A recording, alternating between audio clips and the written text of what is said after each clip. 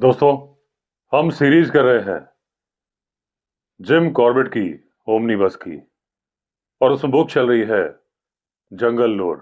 कहानी के पिछले पार्ट्स प्लेलिस्ट में हैं। आगे की कहानी कंटिन्यू करते हैं। चैप्टर 3।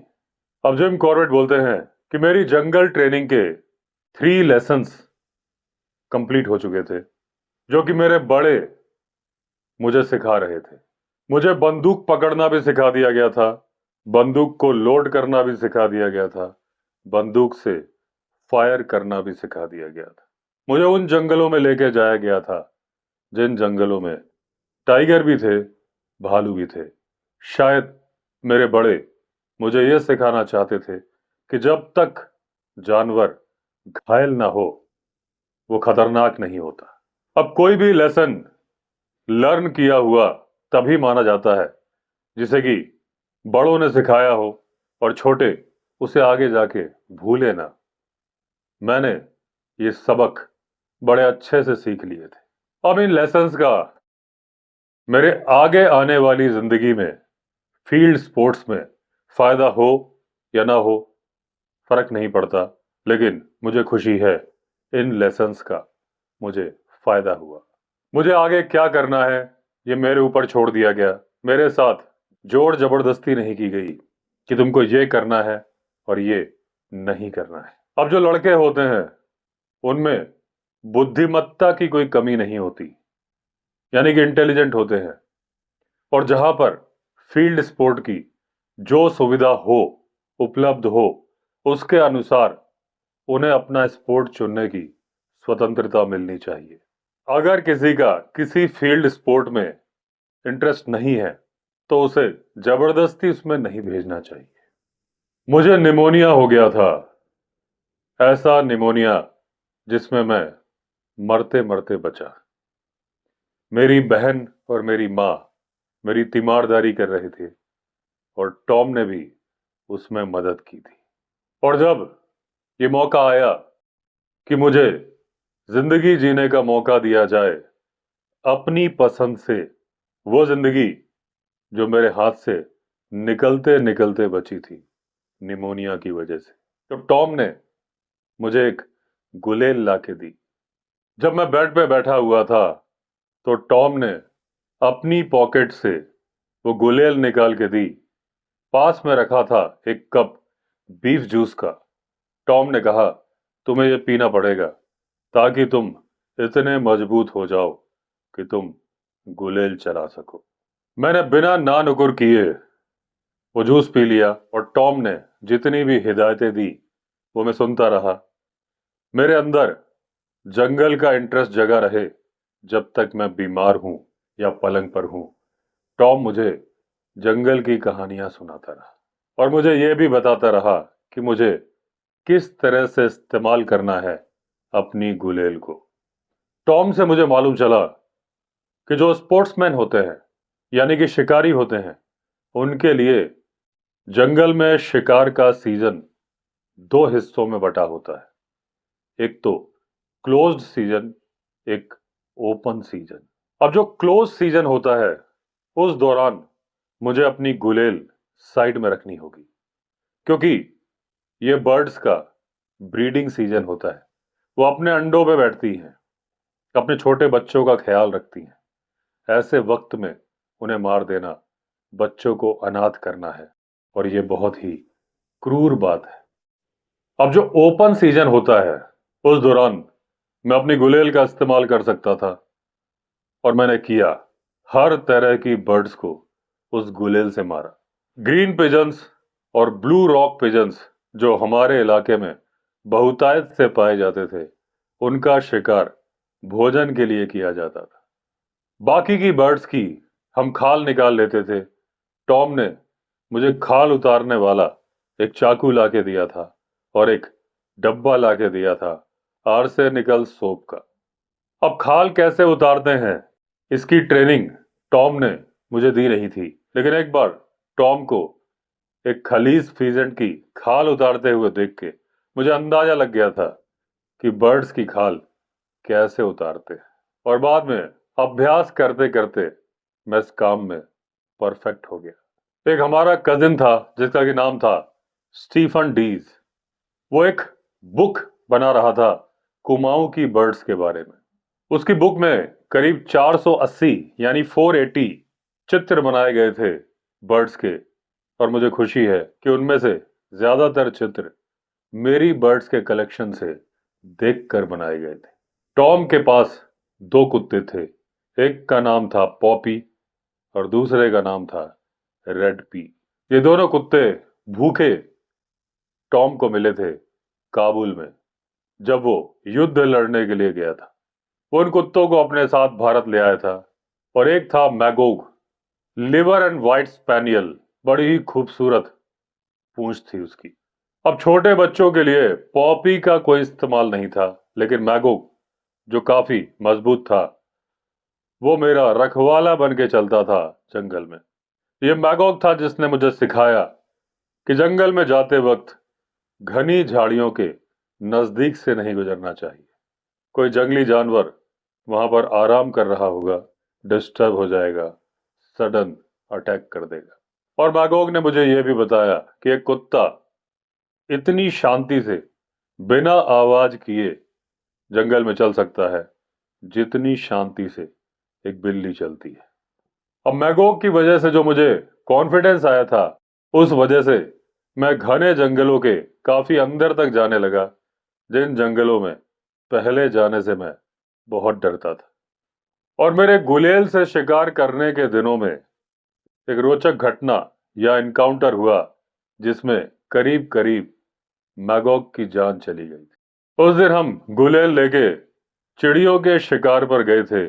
इरादा था एक स्कारलेट सनबर्ड को मारने का, ताकि उसे मैं अपने कलेक्शन में रख सकूं।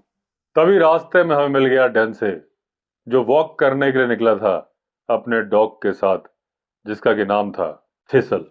अब हम दोनों कुत्तों के साथ चल पड़े। दोनों कुत्ते आपस में अच्छे दोस्त नहीं थे, लेकिन फिर भी वो लड़ नहीं रहे थे, हमारा लिहाज कर रहे थे। अचानक थिसल को एक पॉर्क्यूपाइन यानी कि साही दिख गई। वो उसके पीछे भागने लगा, साथ में भागने लगा मैगोग। मैं पुकारता रहा, बुलाता रहा, लेकिन उसने एक ना सुनी।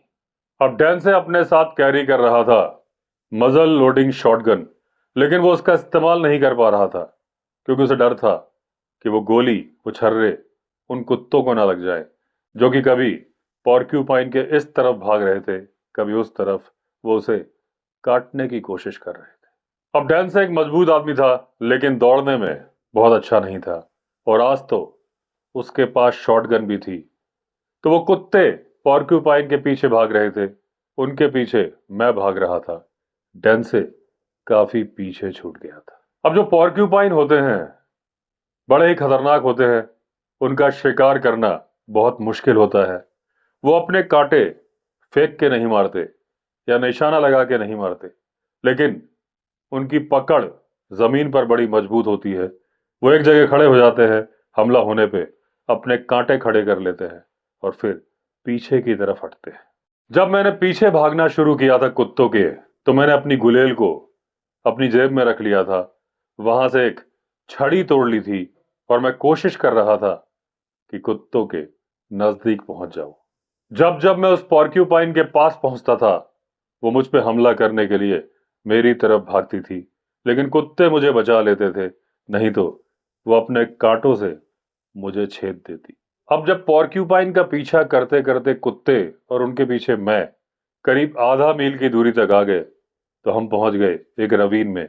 एक ऐसा रवीन जिसमें पॉर्क्यूपाइन यानी शाही की छोटी छोटी गुफाएं थी। तभी मैगोग ने पॉर्क्यूपाइन को उसकी नाक से पकड़ लिया और थिसल ने उसका गला पकड़ लिया। जब तक डैन से वहां पर आया, तब तक लड़ाई करीब करीब खत्म हो चुकी थी। फिर भी डेंसे ने एक शॉट मार दिया उस पॉर्क्यूपाइन को। दोनों कुत्तों से बहुत सारा खून आ रहा था। हमने उन कुत्तों के कांटे निकाले, जितने कि हम निकाल सकते थे, और फिर हम चले घर की तरफ।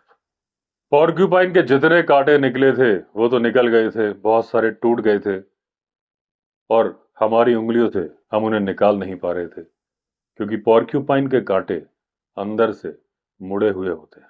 उस पॉर्क्यूपाइन को डेंसे अपने कंधों पर कैरी कर रहा था। मैगॉग ने वो रात बड़ी मुश्किल से गुजारी। बार बार वो छींक रहा था, और जब जब छींकने के लिए उठता था तो जहां पर वो लेटा था वहां पर एक खून का थक्का नजर आता था। अगला दिन संडे था। टॉम नैनीताल से वापस आया, और जब उसने देखा एक स्याही का कांटा मैगॉग की नाक के अंदर टूटा हुआ था।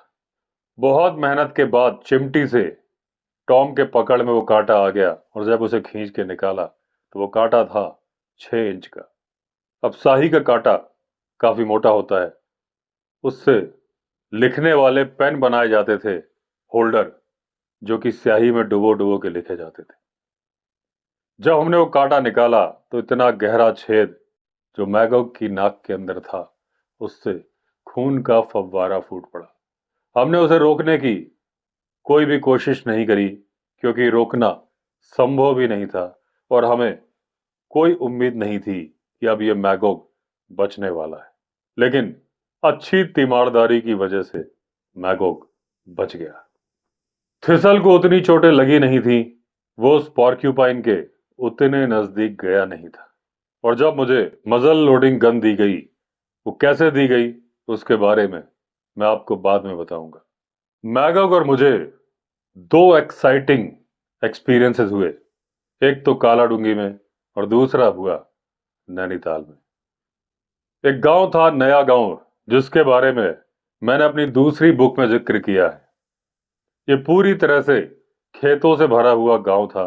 इस गांव के एक तरफ थी धूनीगर स्ट्रीम, और एक तरफ था घना जंगल, और यहां पर थे कई ओपन ग्लेड्स। अब ये जंगल, जो करीब 1/4 मील तक चौड़ा था, वहां से एक गेम ट्रैक निकलता था।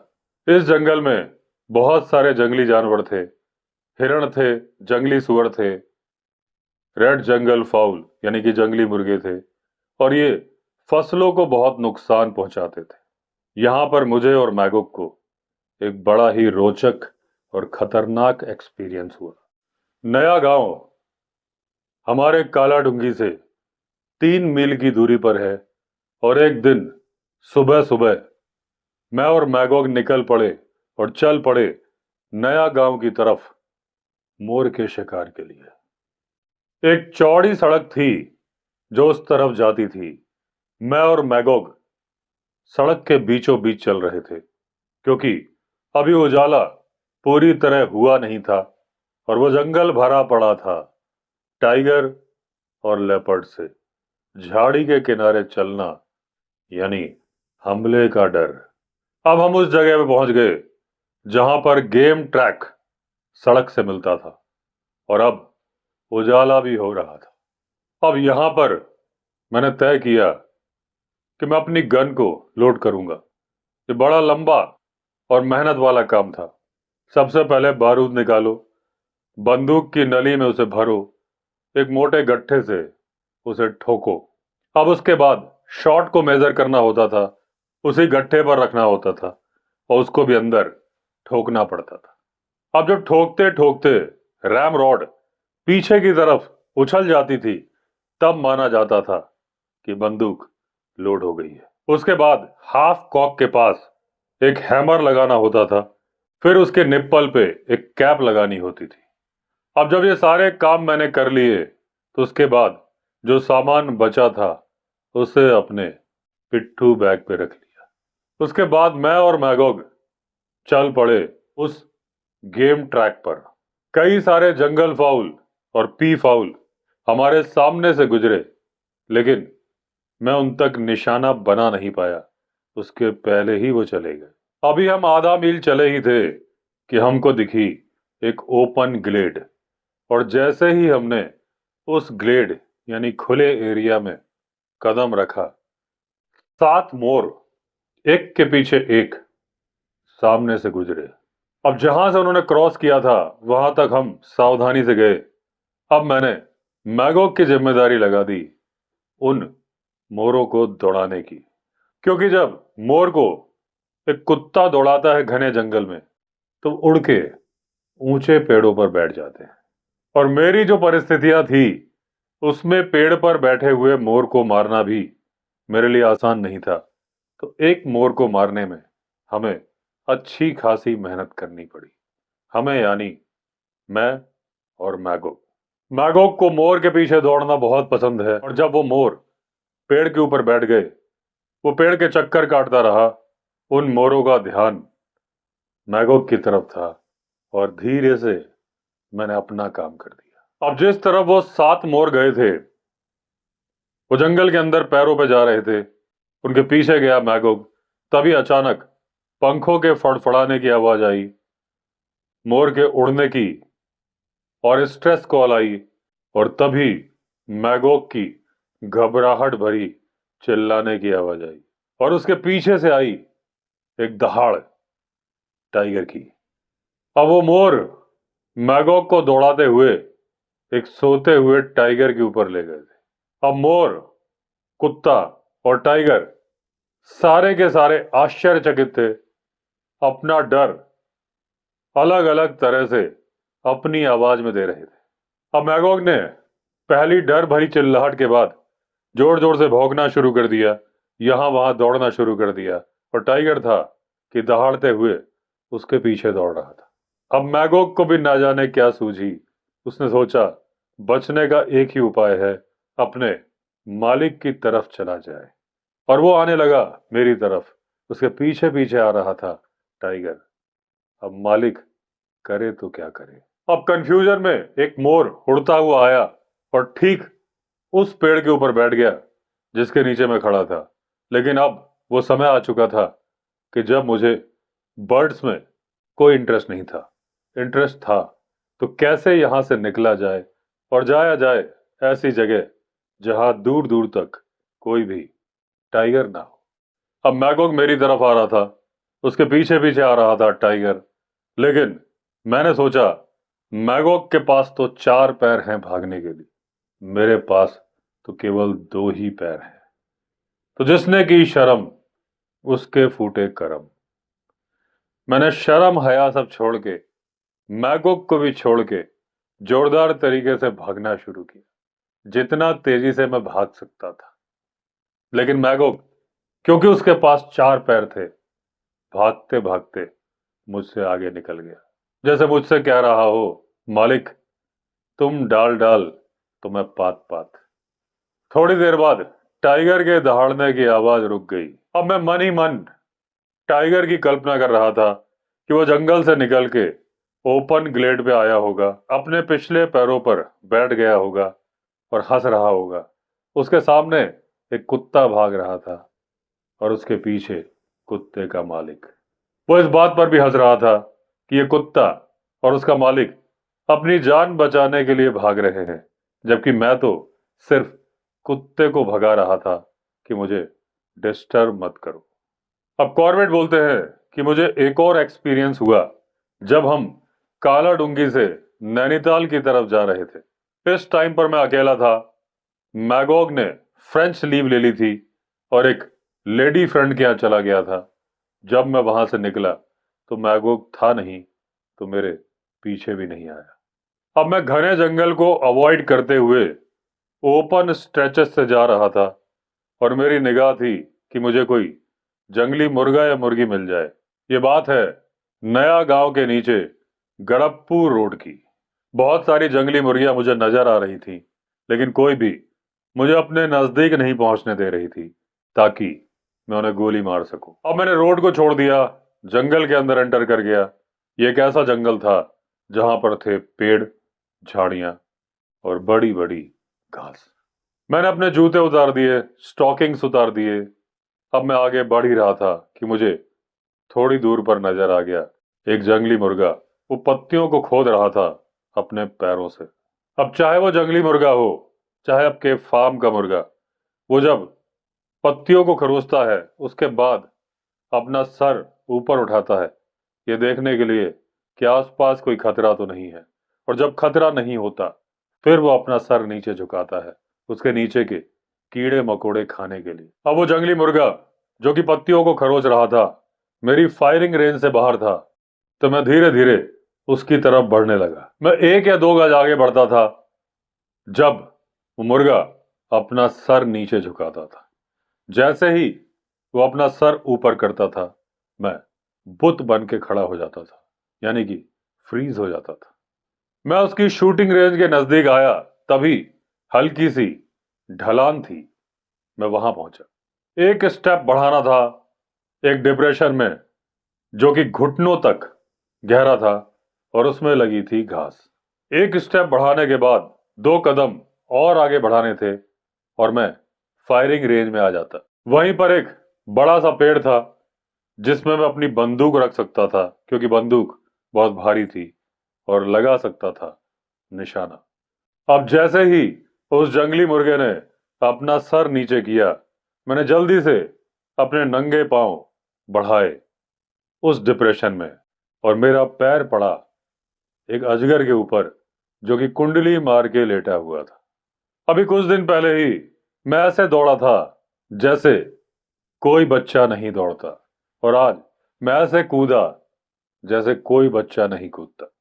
और जैसे ही मैं उस गड्ढे के बाहर निकला, मुड़ के मैंने गोली चला दी उस गड्ढे की तरफ, और फिर मैं दौड़ता गया और दौड़ता ही गया जब तक मैं सुरक्षित सड़क पर नहीं पहुंच गया। अब कॉर्बेट बोलते हैं कि मैं इतने साल नॉर्थ इंडिया के जंगलों में रहा, लेकिन मैंने कभी नहीं सुना कि एक अजगर इंसान को मारे। लेकिन उस दिन मैं किस्मत वाला था कि वहां से बच के निकल पाया, क्योंकि अगर वो अजगर मुझे अपने पैरों से पकड़ लेता, और वो पक्का ऐसा करता अगर वो सो नहीं रहा होता, तो उसे मुझे मारने की कोई जरूरत नहीं थी। मैं तो डर के मारे ही मर जाता। एक पूरी तरह से डेवलप्ड अडल्ट चीतल फीमेल, यानी स्पॉटेड डियर की फीमेल, ऐसे ही मर गई थी। जब उसकी पूंछ को पकड़ा था अजगर ने, इतने में ही उसका हार्ट फेल हो गया था। अब वो अजगर कितना बड़ा था और मैंने उसे मारा कि नहीं मारा, ये मुझे नहीं मालूम, क्योंकि मैं वहां दोबारा गया ही नहीं। उस इलाके में मैंने 18 फीट लंबा भी पाइथन देखा हुआ था। एक ने एक बार्किंग डियर को मारा था, एक ने मारा था चीतल को। मैगोग और मेरा अगला एक्सपीरियंस तब हुआ जब हम कालाडूंगी से नैनीताल आ गए। उस समय पर नैनीताल के चारों तरफ का जो जंगल था, वहां पर कलीज फीजेंट भरे हुए थे, और बहुत ही कम शिकारी हुआ करते थे, तो शिकार पर कोई प्रतिबंध नहीं था। मुझे और मैगोग को जब भी टाइम मिलता था, हम कलीज फीजेंट मारने चले जाते थे मेरे स्कूल के बाद। एक दिन मैं और मैगोग कालाडूंगी रोड पर आगे जा रहे थे। हमें बहुत सारे कलीज फीजेंट मिले। मैगोग उनके पीछे दौड़ा, लेकिन वो उड़े तो जरूर, लेकिन किसी ऐसे पेड़ पर नहीं बैठे जहां पर मुझे मिल जाए आसान शॉट। अब सरिया ताल के पास एक जो छोटी सी झील है पहाड़ों के बीच में, वहां पर हमने रोड को छोड़ दिया, जंगल की तरफ चले गए। हम जाना चाहते थे एक गॉर्ज की तरफ जो कि थी पहाड़ी में ऊपर। झील से ज्यादा दूर नहीं था जब मैंने एक फीजेंट को गोली मार दी। अब हम वापस लौट रहे थे, करीब 200 गज की दूरी पर थे सड़क से। वहीं पर एक ओपन ग्लेड थी जिसमें घास थी। मैंने देखा बहुत सारे फीजेंट उछल उछल के आ रहे हैं, क्योंकि वहां पर बेरीज लगी थी, वो उन्हें खाना चाहते थे। अब वो फीजेंट तभी नजर आ रहे थे जब वो हवा में होते थे, और इस स्टेज में मैं इतना एक्सपर्ट नहीं था कि मैं निशाना बना पाऊं मूविंग ऑब्जेक्ट को। तो मैं बैठ गया, मेरे बगल में मैगोग भी बैठ गया।